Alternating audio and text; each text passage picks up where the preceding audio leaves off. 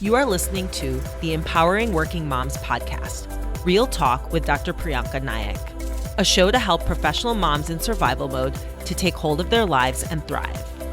If you're ready to take powerful action to create your best life, then this is the show for you. I'm your host, Dr. Prianca Naik, board-certified internal medicine physician and certified life coach. Now let's get to it and dive in.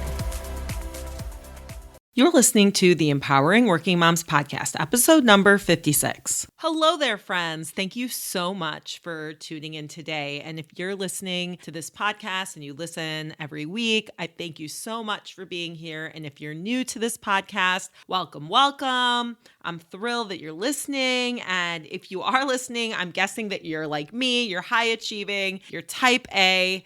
But I'm not exhausted. Maybe you are, though. Maybe you're struggling with exhaustion and burnout. And you've done everything right. You've checked all the boxes of success. You've gone to a good school, maybe. You've gotten your graduate degree, perhaps. You're in a high-powered job, and yet you still find yourself unhappy. But you don't have to feel exhausted anymore. Imagine a life with no more burnout, but you have more confidence, more peace of mind, enjoying the life that you worked so hard for because you deserve to. And that is possible for you because it has been for my clients and me. With a little bit of work in 90 days or less, you can be out of burnout and enjoying your life again. Check out my free masterclass, 4 steps to overcoming burnout, getting rid of overwhelm, and finally getting your peace of mind back. I will put the link in the show notes. Today, I'm going to talk about something that I know that we all deal with, and that is stress, managing stress. Now, stress is really something that we feel, right? And it can be based off circumstances, though the stressful circumstances, let's say, don't really dictate how we feel. We get to decide. And when we find ourselves feeling more stressed out than other times, we can take action and take steps to mitigate the stress, to make the stress less powerful, and to really be present and enjoy our lives. Now, before I get into my tips, I want to talk about how stress can actually be helpful, right?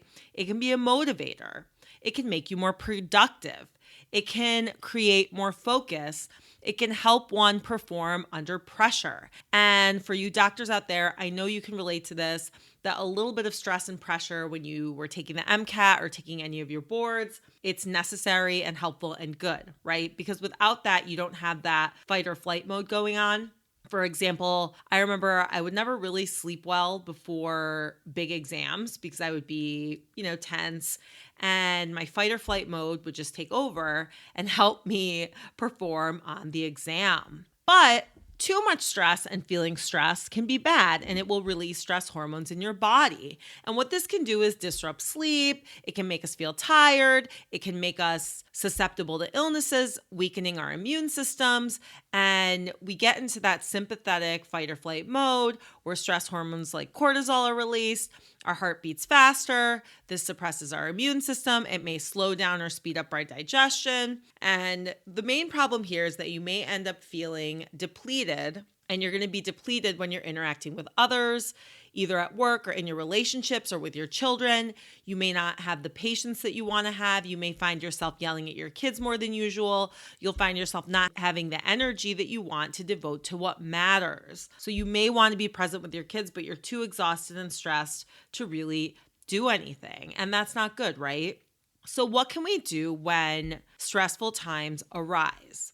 One thing we can do is to exercise. And this is because it boosts endorphins and can boost our mood. And it's a really great way to get that angst out. It can be anything as simple as running up your stairs a few times, maybe for 5 minutes, taking a walk, or a regular workout. If you work out regularly, try not to skip it when you're feeling stressed. I'll tell you something that recently, actually, as we speak, I have injured my back very badly, and I definitely cannot exercise until it heals. And I noticed that my mood is not as happy as it usually is because I'm depriving myself of the exercise, but I know that it will pass. So anything you can do to get your body moving is always helpful when you're feeling stress. Another tip is really focusing on your breath. And it's so interesting because We breathe all the time, we don't even know it. But if we can become conscious of our breath, if we can take long, deep breaths, counting to 7 or 8 as we inhale, and then 7 or 8 as we exhale for about 10 breaths, it really will help to center yourself. And you will realize that you can get out of your head by focusing on your breath. That's why it's such a powerful tool to really practice mindfulness and notice your breath. And it functions as an anchor to get yourself out of the swirling thoughts that can happen when you're feeling stressed or anxious. Something else that's helpful when you're feeling stressed or in general just for a boost is to get out in nature, either go for a walk, get some fresh air, be near water, be at a pond, a lake, whatever, any of those. If you're in front of the ocean, if you can make it or you have access to any body of water that is natural, that is really helpful in just boosting your mood and will help de-stress you. Something else you can do is creating some semblance of time for yourself. And this can be really something small, like savoring your morning cup of coffee. That is what I do. My morning ritual is really important to me, and I just need 10 minutes to enjoy my coffee. And this helps me get my day started off on the right foot. So just any ritual you might be able to do for yourself that's small, that is helpful in de-stressing. If you've got a little bit more time, you can do all kinds of things like adult coloring books or a project or sewing or puzzles or any of that. And if time is not easy for you to find, then I would suggest doing a 5-minute activity that really will help you decompress a little bit, even like the coffee or maybe a tea at night. Also, you can try to do something longer for yourself, as in call a friend, hang out with a friend, or you can enjoy some time alone, be it taking yourself out for a meal or maybe coming home, let's say a half hour late to just have some breathing time and space for yourself. Because when you restore yourself, you're able to really be more present, be more patient once you get home, and you will find yourself yelling less or maybe getting into less arguments with your partner, and that's always good. Something else you can do when you're feeling stressed, you can cry it out. And I have found when I'm really going through a bad or tough time, I have certain songs that will help me cry. So I will sit there and I could, let's say, cry it out for 10 minutes, 5 minutes, and it's a really great cathartic release, and it gets out some of the negative emotions, the angst, and it's helpful. You could call a friend and cry it out. So often we are conditioned to believe that it's bad to cry or that we shouldn't cry or that crying makes us look weak, that a lot of times people really run away from it. And I believe it's something that we can embrace at the appropriate time when we can cry in private or in our car or in your room or with a friend, right? As I said, and really just get that release of emotion. And that really is helpful when you're feeling stressed. Another thing you can do instead of crying it out, you can dance it out, because dancing is always fun. Good music, dancing, it's something you can do with your kids. I do it all the time in the kitchen, and it really does help de-stress me and probably my kids too. And it's really a way to get a little bit of exercise as well and boost those endorphins. It's an awesome, fun thing to do, and I highly recommend it when you're stressed or even just in general. The other thing to keep in mind when you're feeling stressed or things are not going well is the mantra, "This too shall pass." And I really keep this in mind and remember this all the time when things seem stressful or when I'm spinning out about something. Even with this back injury that I'm still nursing, I keep reminding myself that I will heal, it's going to pass, I will get back to my exercise, the pain is going to get better, and this isn't permanent. And the idea that nothing is permanent can be so comforting, right? So that's just something to keep in mind when you are suffering or struggling or things seem tough or you have a tough situation. Remember that it will not last forever. It will be transient. And if you have a hard time conceptualizing that, think of a rough time that you've had in the past and how that, for example, that situation is probably resolved and it did not last forever, the problem, right?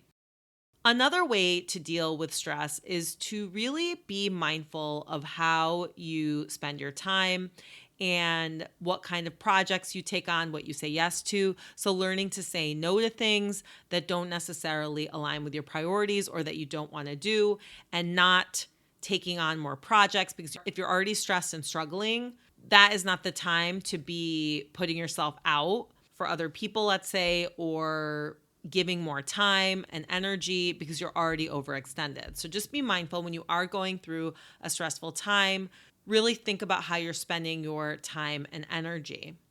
And as you figure out how you're spending your time and energy, as you're mindful, really think about what your thoughts are surrounding the stressful event, and are they really true? And is it just a story that you might be telling yourself? And what are the ways in which you can control your thoughts or your feelings or the situation, and really focus on that instead of thinking about everything that's not in your control.